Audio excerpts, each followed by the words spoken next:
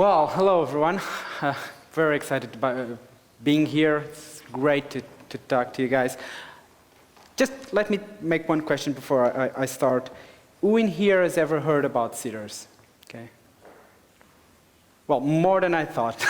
That's actually very good, but I love to talk about what we're doing to people that have never heard about us. It's something that I get really excited about. So, as Ricardo was saying, my name is Carlos, and I'm a co-founder of Seeders. And basically, I'm going to talk a little bit about how to raise the first initial bit of funding for your company, the first initial capital that you will need to just get off the ground and do the first prototype and a minimum viable product. And I'm going to talk about the current state of events and how Seeders has done that and how we intend to change the complete scenario of raising early stage capital for startups.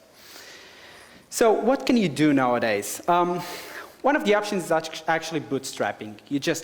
And in a way, every startup actually starts by doing this. Some take it a little bit further ahead and do that as a whole, and some others just do that for a week or two until they start getting some money coming in. But every startup starts by bootstrapping.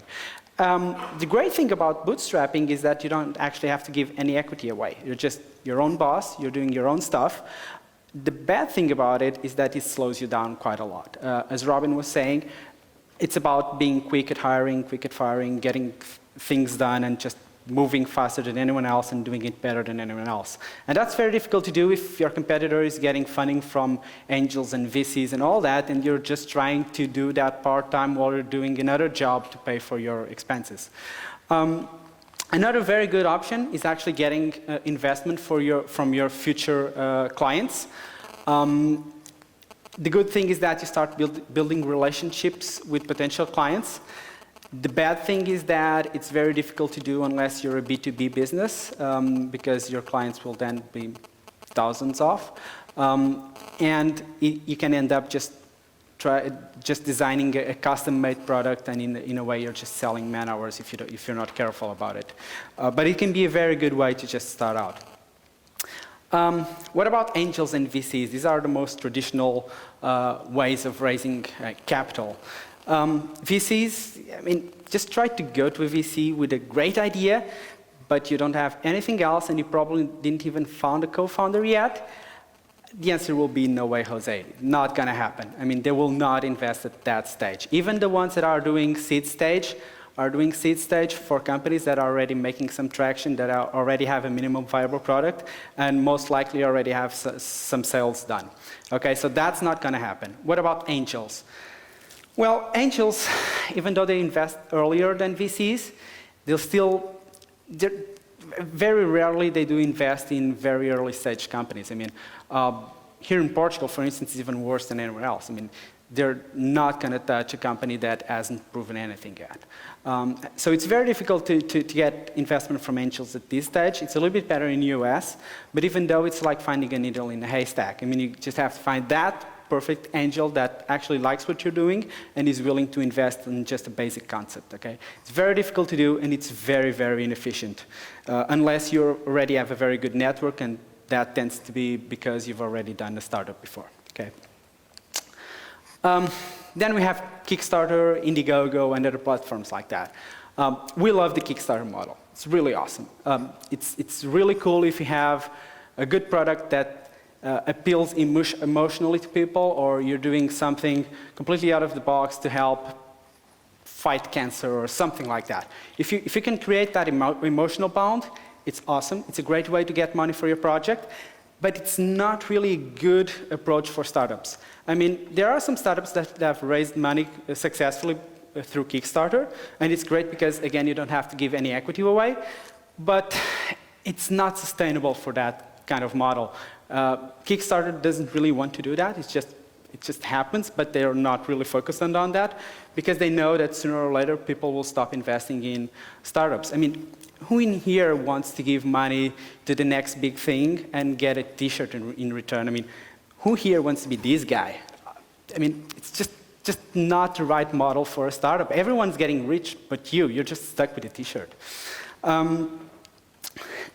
What else can you do? I mean, I've been at NextWeb just in Amsterdam a while ago, and the CEO of Airbnb was there.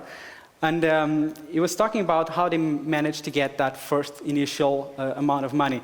And it was a really cool idea. What they did was, after trying to get investment from lots of people, they found out that they were about to go bust. They had topped up all their credit cards.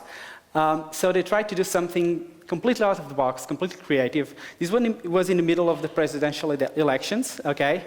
And what they thought was, well, let's go to the rally parties, to the parties' rallies, and try to sell custom-made cereals. So what they did was they created Obama-Hos, and they went to the Democratic conventions with a limited series edition of 50 boxes of Obama-Hos, and they sold each for $40 because they were limited editions and they were very exclusive. And then they went ahead to the Republican things, and they had Captain McCain's. And this was awesome. It created lots of buzz. They got covered on CNN. And they actually sold all the Obama-Hos boxes. They made $20,000 by doing so. And they didn't make as much money with Captain McCain's.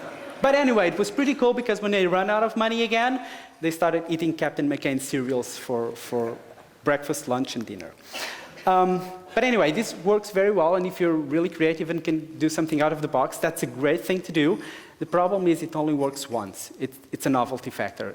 If you're doing that again, it just doesn't come out the same, okay? So how did we get funded? It's a funny story. Again, it's luck. We were lucky, okay?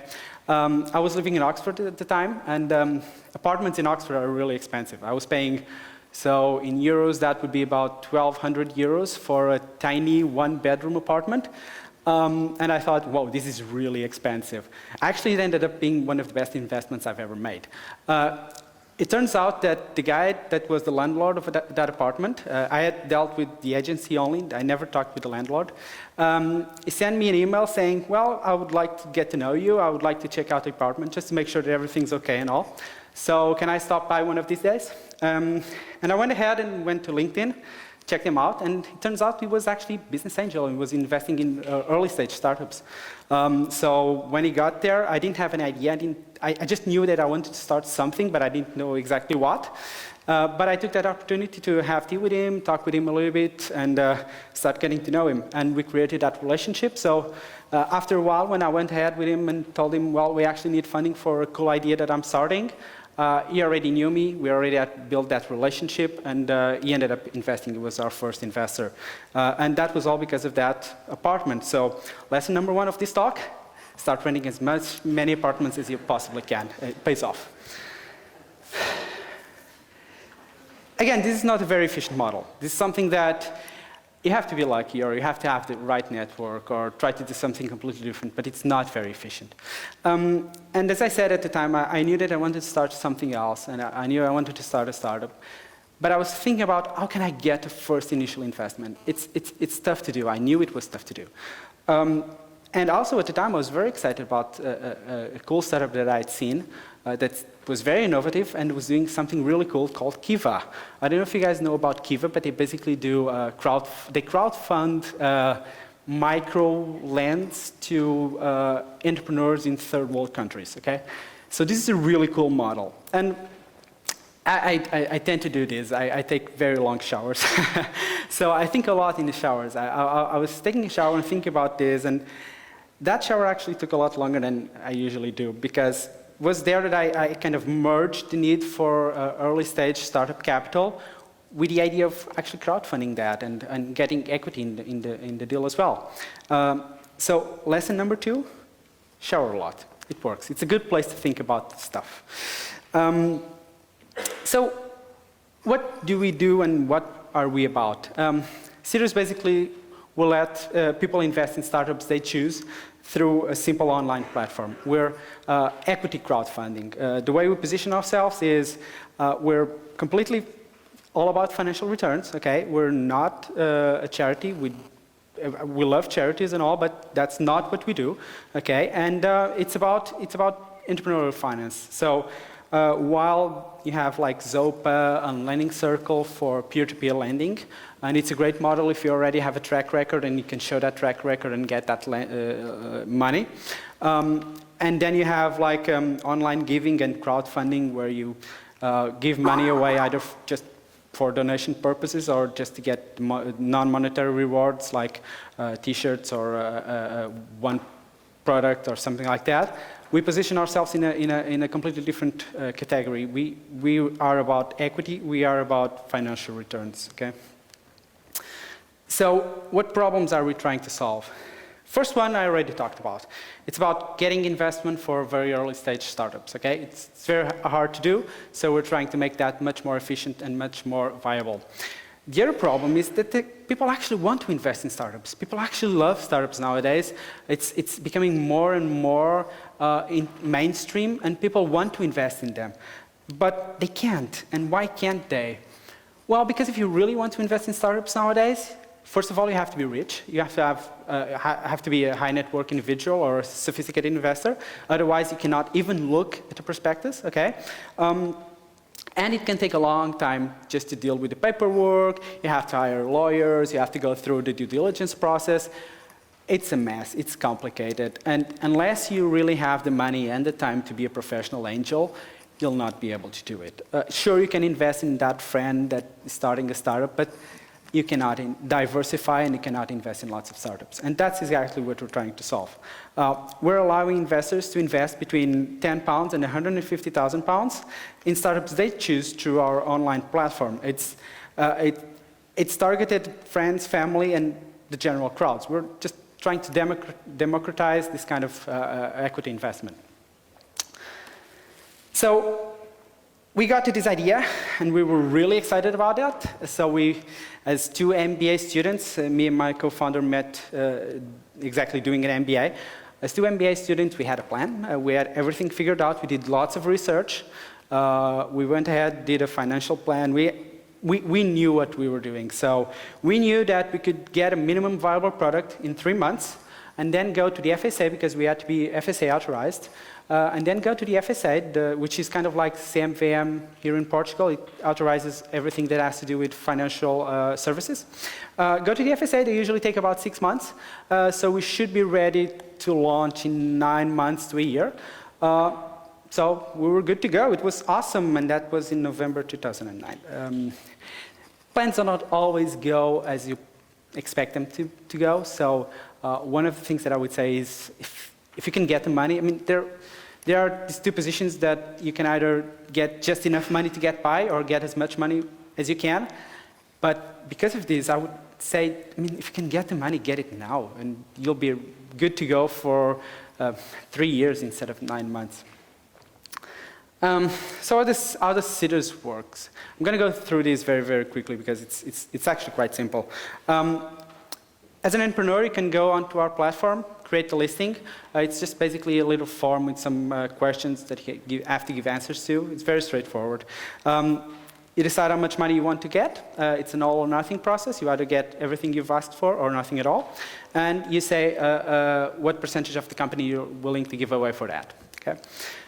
Then investors come in, they look at the listings. If they like what you're doing, they can invest from £10 up to the full amount. And they pick and choose which startups they want to invest in. It's not a fund. Okay. We then manage all the transactions. We do the due diligence process. We sign in for the shares as nominees for the shareholders. And we take care of all the legal paperwork and all the bureaucratic stuff. And we take 7.5% of the capital raised.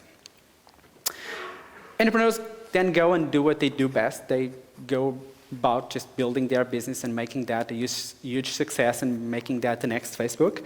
And then we provide a network of mentors through the platform that entrepreneurs can access, and they can also access the investors that invested in them. So instead of having like 1 or 2 pretty cool angels that are backing them up, they now have like 1,000 people in several different sectors that are so excited about the idea that they've actually put money into it. So you now have a huge base of supporters that are willing to help you and willing to spread the word for you.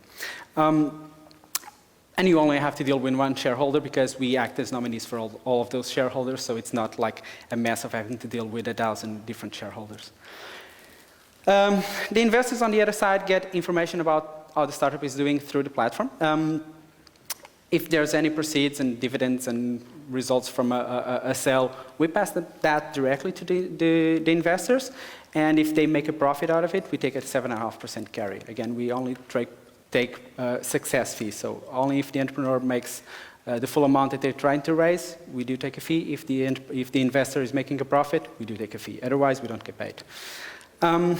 So the obvious reasons to invest in startups are you can always hit that one startup that's going to make a lot of money and will cover for all the other losses. And the way to do that is to actually diversify, and that's what we allow you to do.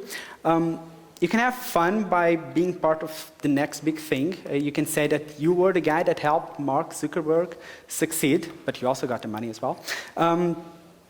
And it's a great way for you to support your friends and family that are starting something new, and you just want to have a quick way to support them and give them some money for them to be able to take that forward. The not so obvious reason to invest is that startups are actually a very, very good investment. Studies have shown that while the returns are very, very skewed, they're much bigger than most investments, and they're much bigger than hitting the stock market. As I said, they're very skewed, so you do have to diversify a lot, and that's hard to do by traditional means, but it's very, very easy to do through seeders. So if you're interested in seeders, right now we're only open for UK residents. We're a UK-based company only for now. We're going to start spreading throughout Europe pretty soon. But if you happen to be a UK resident, just check us out. Register on our website. If you're an entrepreneur, we'll invite you straight in to start creating our listing. If you're an investor, we'll start inviting you after the 6th of July when we do our full launch. So thank you for bearing with me, and if you have any questions, just shoot them.